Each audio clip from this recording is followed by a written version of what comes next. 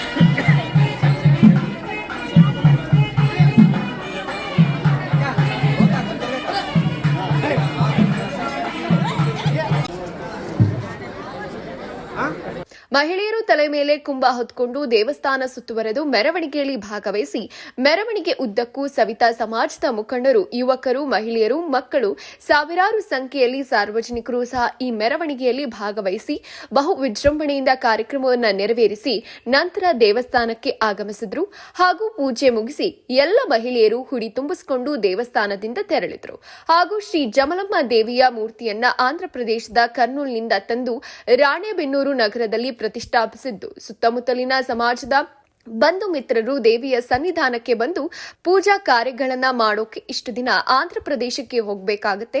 ಹಾಗಾಗಿ ಅಮ್ಮನವರ ಮೂರ್ತಿ ಪ್ರತಿಷ್ಠಾಪನೆಯನ್ನ ಇಲ್ಲೇ ಮಾಡಿರ್ತೀವಿ, ಸಮಾಜದವರಿಗೆ ಅನುಕೂಲ ಆಗಬೇಕೆಂಬ ಉದ್ದೇಶದಿಂದ. ಹಾಗಾಗಿ ಸಮಾಜದ ಎಲ್ಲ ಬಂಧು ಬಾಂಧವರು ಇನ್ನು ಮುಂದೆ ಆಂಧ್ರಪ್ರದೇಶಕ್ಕೆ ಹೋಗೋದು ಅನಿವಾರ್ಯ ಅಲ್ಲ. ಎಲ್ಲರೂ ರಾಣೆಬೆನ್ನೂರು ನಗರಕ್ಕೆ ಆಗಮಿಸಿ ಜಮಲಮ್ಮ ದಿವ್ಯ ಪೂಜೆ, ಹರಕೆ ಇತ್ಯಾದಿ ಕಾರ್ಯಕ್ರಮಗಳನ್ನ ಮಾಡಬಹುದು. ಇದರಿಂದ ತಮಗೆ ಸಮಯ ಅವಕಾಶ ಉಳಿಯುತ್ತೆ ಹಾಗೂ ನಿಮಗೆ ದೂರದವರೆಗೆ ಹೋಗೋ ಅನಧಿಕೃತ ಖರ್ಚು ಕಡಿಮೆ ಆಗತ್ತೆ ಅಂತ ಈ ಸಂದರ್ಭದಲ್ಲಿ ತಿಳಿಸಿದ್ರು.